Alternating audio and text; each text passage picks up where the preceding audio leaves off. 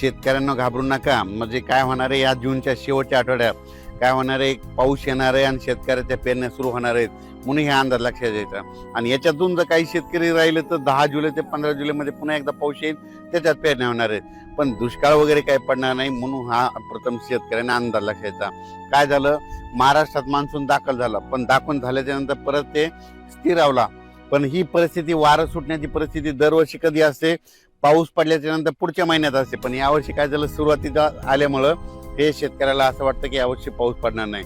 आणि त्याच्यामधून काय झालं की प्रसार माध्यमातून बरं भेडसावत आहे की दुष्काळ पडणार आहे. शेतकऱ्याला सर्वप्रथम सांगतो, यावर्षीचं साल सगळ्यात चांगलं राहणार आहे. जूनच्या शेवटच्या आठवड्यामध्ये चांगला पेरणीयोग्य पाऊस पडणार आहे. सगळ्याच्या हळूहळू पेरण्या सुरू होणार आहेत म्हणून हा अंदाज लक्षात द्या. सर्वप्रथम मी म्हटलं होतं ना, 7 ते 14चा एक टप्पा राहील, त्याच्यानंतर 20 ते 30 राहील आणि 10 जुलै ते 15 जुलै राहील. ही असंच परिस्थिती राहणार आहे.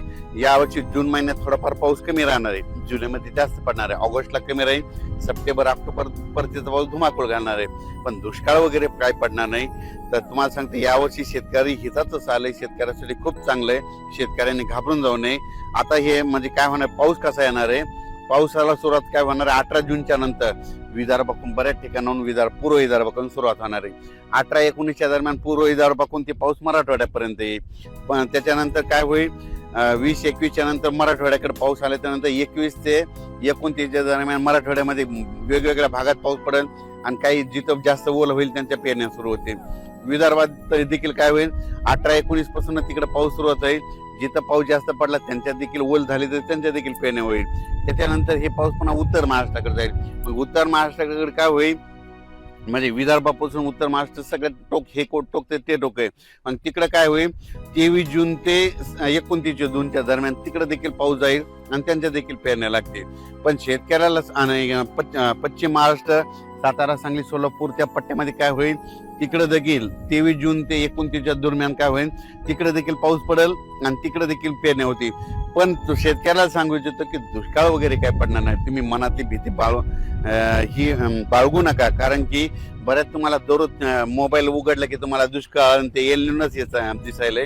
शेतकऱ्यांना हे दरवर्षी काय असतं, हे जे असं वारं आहे ना, कधी कधी पाऊस पडल्याच्या नंतर असतंय 10 दिवस तितकं वारं येतच असतं. तर तुम्हाला सांगू इच्छितो, 19 तारखेच्या नंतर, 19 जूनच्या नंतर राज्यामध्ये हे उन्हाचा पारा देखील ते कमी होणार आहे. म्हणून हे देखील सर्व शेतकऱ्यांना लक्षात द्या. 20 तारखेपासून उन्हाची तीव्रता कमी होईल, ढगाळ वातावरण यायला सुरुवात होईल.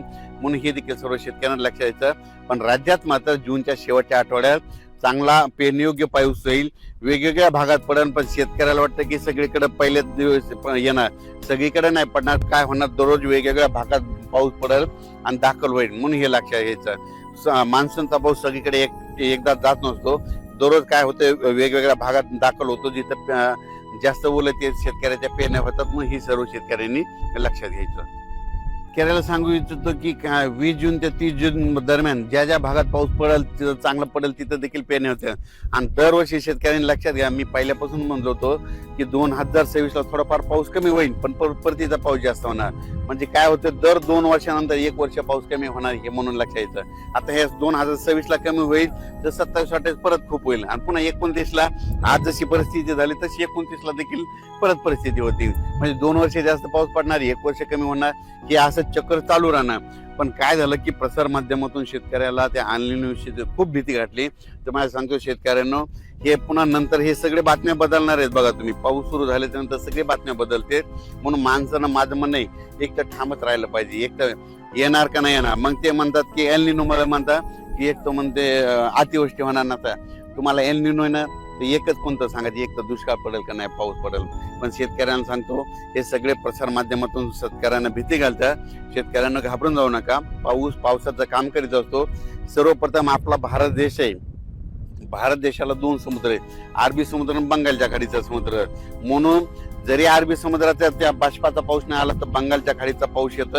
आणि ज्या वर्षी मान्सून काय होतो, आल्याच्या नंतर स्थिरावतो, थांबतो आणि त्याच्यानंतर काय होतं, मग पाऊस पुरेपूर येतो. आणि पुरेपूर आल्याच्या नंतर काय होतं, पूर्व विदर्भ, पश्चिम विदर्भ, मराठवाडा असा करत पाऊस मग उत्तर महाराष्ट्राकडे जातो. शेतकऱ्याच्या पेरण्या लागतात. म्हणून हे लक्षात यायचं. शेतकऱ्यांनी घाबरून जायचं कारण नाही. शेतकऱ्याला परत एकदा सांगतो, जमिनीची, शेताची पेरणी करत असताना चांगली अशी ईदभर ओल गेल्याच्या नंतर पेरणीचा निर्णय घेऊ नका, कारण ईदभर ओल घ्यायच्या नंतर कधी पेरू शकता हे पाहू शकता. सगळं रेडी करून ठेवलंय, बियाणं आणून ठेवलंय, खत आणून ठेवलेत. फक्त पाऊस पडल्याच्या नंतर इथं शेतात यायचं, ईदभर ओल गेली मग आम्ही देखील पेरणीचा निर्णय घेणार आहेत. त्या ईदभर ओलीचे एक तुम्हाला वैशिष्ट्य सांगतो. ईदभर ओल गेली पेरल्याच्या नंतर काय होतं, जमिनीमध्ये मुळी जाते. तर काय होतं, जरी 15 दिवस जरी पाऊस नाही आला तर ते पीक काय होतं, त्या ईदभर ओलीवर टिकून राहतं. पण शेतकऱ्याने 4 बोट 6 बोट ओलीवर जर पेरणी केली त्याची मुळी लगेच खाली खंटीला जाते, कोरड्यात जाते, मग ते पीक सुकतंय. म्हणून शेतकऱ्याला सांगतो, चांगली जमिनीमध्ये ओत गेल्याशिवाय शेतकऱ्याने पेरणी करून